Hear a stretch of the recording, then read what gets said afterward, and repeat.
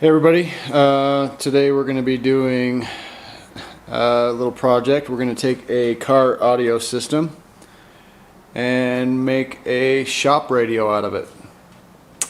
So we've taken all the components out of my truck system that I had. We're using a Boss amp, which is not the best, but it'll do for our purposes here. I got a Kenwood stereo that's going to have all the things that we need for the shop and way to plug things in. We got a Sundown Audio subwoofer we're going to be using. Really nice sub. Unfortunately, it's got a lot more power than what this amp can use, but it'll do for our purposes. And then we got some Polk full range speakers. And over here is our ATX power supply. Obviously your car audio and everything works off of DC power, so we're going to have to take from AC to DC. For that we need a nice DC power supply. Everybody online says don't use an ATX supply. Well, we're going to use one anyway. But one thing you're going to want to know is what the power rating is for the output. Your power supply, it's really important what the output level is. And you can see right here it's going to say DC output, and then it's going to have an output current, and these are on all the different power supplies. You'll see them everywhere. So you're going to be running at 12 volts plus, and this one is rated for 50 amps, and that's really important, especially when you're hitting those subtones and stuff. That's going to be draining the amp. It's going to be drawing a lot of current, so that needs to be at least rated for what you have on your amp. And you can tell what your amp has. Let's see if we can get this over here. We're looking at your fuse rating, and your fuse rating is just basically your two fuses or one fuse, whatever they are. Mine happen to be 220s. So this fuse rating on this amp is 40 amps. And so now that I've got a power supply that's rated for 50 amps, I know I can sufficiently put enough power through the system to run it. So one thing you got to know is this has a couple things to keep it from turning on. Well, one thing in particular. I've gone ahead and started clipping off some of my ends.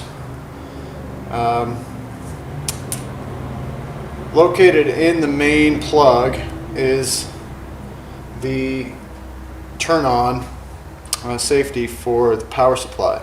This basically tells the power supply that it's okay to turn on once it's plugged into the computer. This just needs to be grounded out. So all of your blacks and all of your yellows, all of your reds, group all those together. We're going to clip them off. The blacks being the ground. Reds and oranges are going to be your lower power outputs. We're not going to use those. Your yellows are all going to be grouped together, and I'll tell you that in a little bit, why we do that. But anyway, we're going to take this signal wire and we're going to ground that out. I just did a small little thing right here. We'll fix that in a little bit just to show you. We're going to basically ground that out. We're going to go ahead and plug in power supply, and this should turn on. And it does. So we know that that's our wire that we need to ground out. We're going to go ahead and unplug that. And then we're going to get started clipping and getting all these wires organized and ready for install. Okay, so what I've done is I've clipped off a majority of the other wires that we're not going to be using. I've left a couple of the reds, and the reason I'm doing that is because, you know, I don't want to totally destroy its, you know, the power supply's ability to run other things. This is a low voltage, I think maybe 5 watt or 5 volts or whatever. Yeah, I think so, either 5 volts or 3 volts. That can run LEDs. So if you're ever going to run this power supply for anything else, that'll give you the ability for low voltage. Anyway, so what we've got is our yellows all grouped together and our blacks all grouped together. Now the reason we do this is obviously now, instead of this being, you know, one wire, we've got a nice thick ground to ground all of our components to. And I'll be wrapping this up with a nice tidy little bow and heat shrinking and whatnot. And the same thing with the power.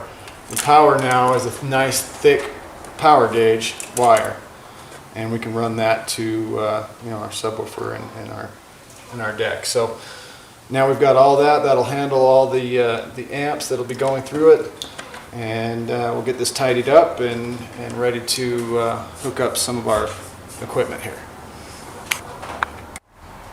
All right, so we're done grouping our wires together and getting those ready to hook up. So as you can see, we've left a couple reds for low voltage power in the future, whatever. We've taken our power switch, which is also called the power OK, off of the power supply, grounded that out. Okay, we've left one of our power leads to hook up to the radio or deck. Used also one ground wire for that as well.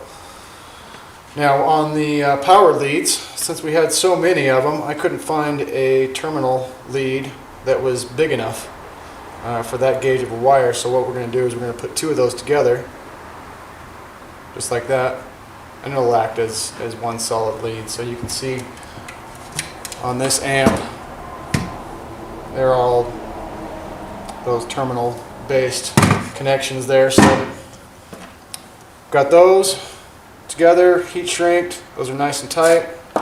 Same thing with the ground, got those set up, heat shrink, nice and tight. And go ahead and get started hooking this up. We're going to hook up our amp first, make sure that turns on, then we'll move to the deck and then power up the speakers and see what happens. Okay, so we've grounded everything. We've attached our ground, attached our leads. We've got our remote jumped so that this will turn on. Since we've got our switch on our power supply, we don't really need another switch coming from the deck, so we'll just go ahead and jump it there. Let's plug it in. Hope this thing doesn't blow up. So we've got power on there, and if we turn this around,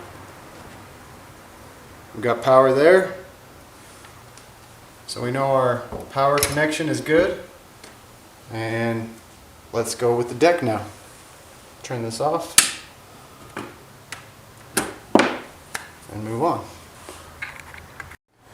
Okay, so we've got the deck harness wired up. Got our constant and our switched wired together, coming off one of the power leads of the power supply, and then our ground as well. All the other ones we're not using because we're using the amp for all the amplification and speakers and whatnot, and we don't need the switch power going back to the amps because we've got that jumped. So we're going to go ahead and plug in our harness. Plug in the power supply, turn on the power supply, see that running. Our power to the amp is on, and as you can see, we're on our deck.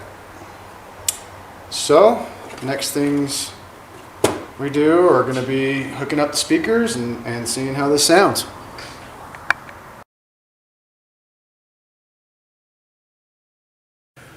We took a car stereo and a subwoofer and basically turned it into a shop radio using an ATX power supply, and this is the final product. So we've got a ported subwoofer enclosure with the rest of the doodads in there. I'll go ahead and lift the top off, show you what we got. So basically we've got our amp mounted to the back here, our DAC and speakers coming through there. Got our subwoofer enclosure that's right there. That runs the length of the box. And over here we've got our ATX power supply that I've built into the box here. Kind of sucks that I had to mount it like this, but it is the way it is. We've got a vent over here for the fan, and that's pretty much it. I didn't bother doing the workup on how I built it. Figured you guys could come up with your own ideas how you want to configure it, but this is the gist of it. And let me put the rest of it back together and I'll show you the end result and turn her on for you.